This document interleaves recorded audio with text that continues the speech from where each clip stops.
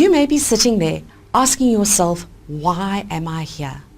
And the reality is that if you don't have a compelling reason for sitting in that chair, you may not be at the next Toastmaster meeting. Today I will share 3 of these compelling reasons with you: time management, compelling communication, and inspirational leadership. This is what is in it for you. Toastmasters, if you work the program, will help you become the best version of yourself.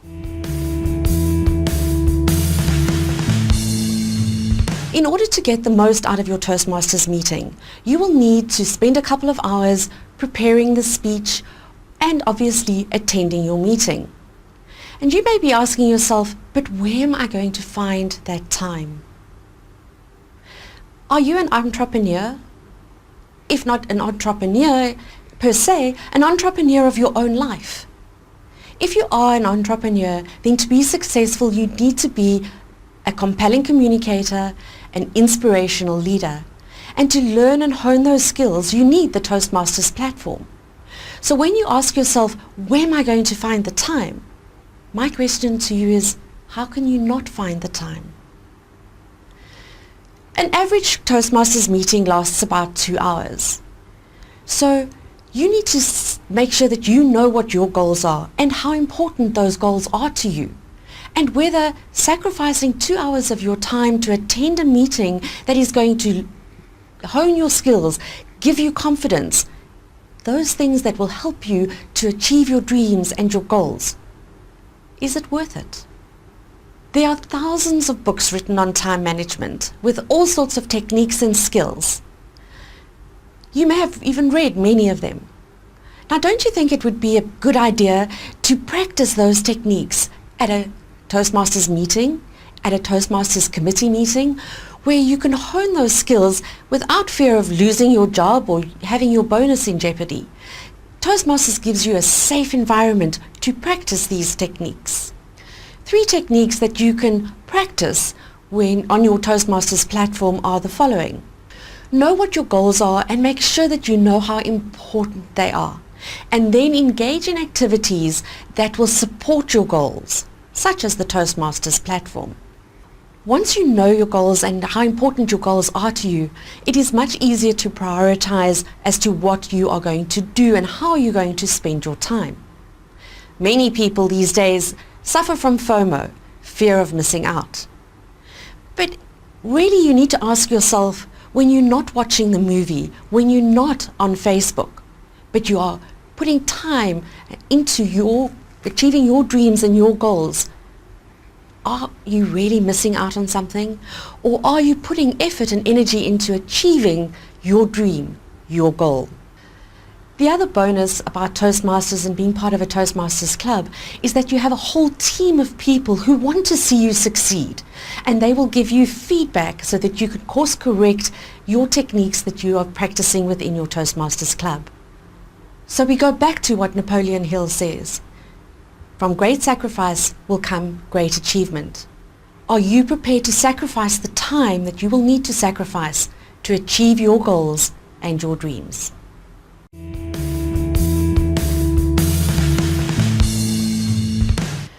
The single biggest problem with communication is the illusion that it has taken place. This is a famous quote by George Bernard Shaw. We all talk all of the time. However, is your communication compelling? Does it have a point? And how is it received? In Toastmasters, you're continually learning the cornerstones of communication. Structure, how to get to the point, and adding body language and vocal variety into the mix to substantiate that point. Nobody goes to the gym once and thinks, okay, tick, I'm now fit and healthy. Everyone knows that to be fit and healthy, you need to exercise and eat healthily continually. Becoming a compelling communicator is just the same. You need to continually practice and hone the skill. You may be sitting there thinking to yourself, well, I actually don't do formal presentations at work, and I have no intention of becoming a professional speaker. But the reality is that you talk all the time. And how are you being received? In fact, the answer to the question of why are you sitting in that chair may very well be answered when you think, does your communication compel people to do something? Does it have a point? If the answer to those questions are no, maybe, or only sometimes, then Toastmasters is definitely a platform that you need to stay on. We do talk all of the time, and the reality is that we can be well received by doing it well, or we can be poorly received by doing this badly. Think about, you may have had an interview with your boss and not got the promotion because you didn't come across well. You may have lost out on a sales deal because you didn't quite connect with the prospect. Or you may just have made a bad impression with your teammates by tripping over your words or possibly not making eye contact. These are just some of the lessons that you will learn in Toastmasters and hone by staying within the Toastmasters organization. In short, being a compelling communicator will open doors for you, whereas being a poor communicator will simply close those same doors.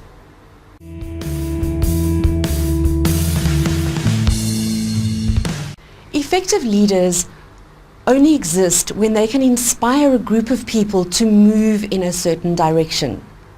When there isn't that leadership, groups or movements fragment and break down.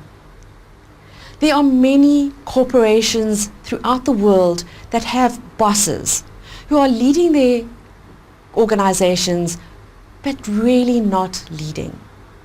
A boss gives someone the power, but it doesn't give you the power to inspire. That is a learnt technique, or can be a learnt technique. I'm sure every single person watching this knows of a boss that they would love to work for, and a boss that they would never ever like to work for again. The question is, which of these two bosses would you like to be? Would you like to be the boss that inspires? Or would you like to be the boss that just bosses? You may ask yourself, well, I only lead a small group of people, or in fact, I'm only really leading my family. Or I'm a computer person who sits behind a computer all day. Do I really need to learn how to become an inspirational leader?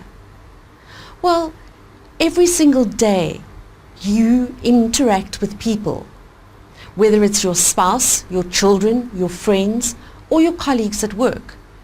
Would you rather that interaction with your colleagues, friends, family, spouse be an inspirational one or just an ordinary one? I'm sure each of you will answer the question affirmatively that you would like it to be an inspirational one.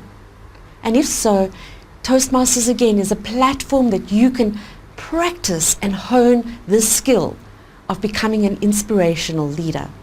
There are 7 characteristics of inspirational leadership that you can hone and practice within your Toastmasters club. The one is, an inspirational leader expresses things positively. And yes, there are going to be stumbling blocks, there are going to be problems that you need to overcome. But nobody likes a doomsayer, and any inspirational leader knows that doom and gloom doesn't carry weight. So if you want to be an inspirational leader, learn to see the silver lining and share that silver lining with your colleagues. An inspirational leader is grateful to their team and will express that gratitude in small ways as well as big ways, because people really like to feel needed and, more importantly, appreciated. So if you want to be an inspirational leader, practice gratitude. The third thing is that inspirational leaders have a clear vision of the future.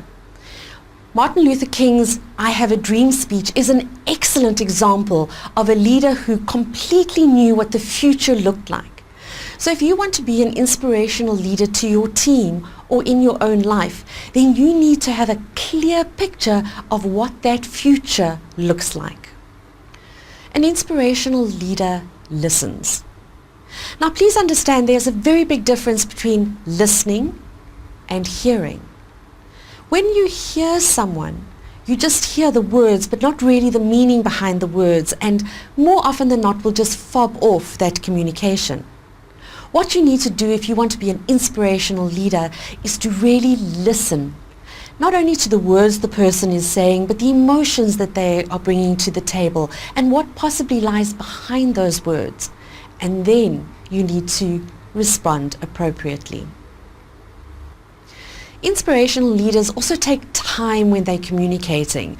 They don't just rapid fire emails or rapid fire answers to questions.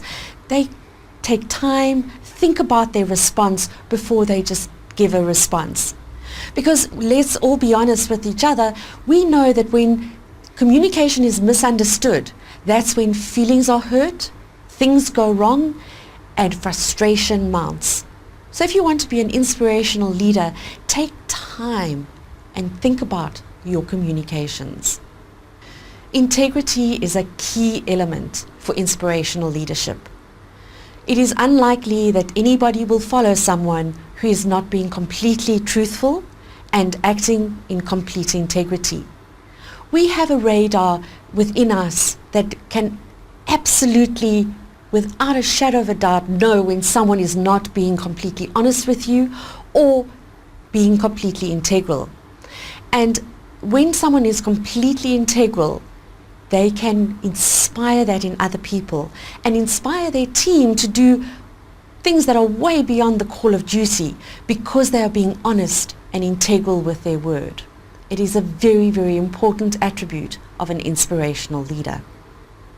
Enthusiasm and passion are the final ingredients of these 7 ingredients to becoming an inspirational leader. Enthusiasm and passion, if you keep your vision forefront of mind and you follow this up with enthusiasm and passion, there is absolutely no doubt that you will be an inspiration to your friends, your family, your colleagues, or your team. Learning time management, how to become a compelling communicator and an inspirational leader are just some of the compelling reasons why you should remain a Toastmaster and make use of the Toastmasters program. Really, can you afford not to if that is what it takes to reach your dreams and goals?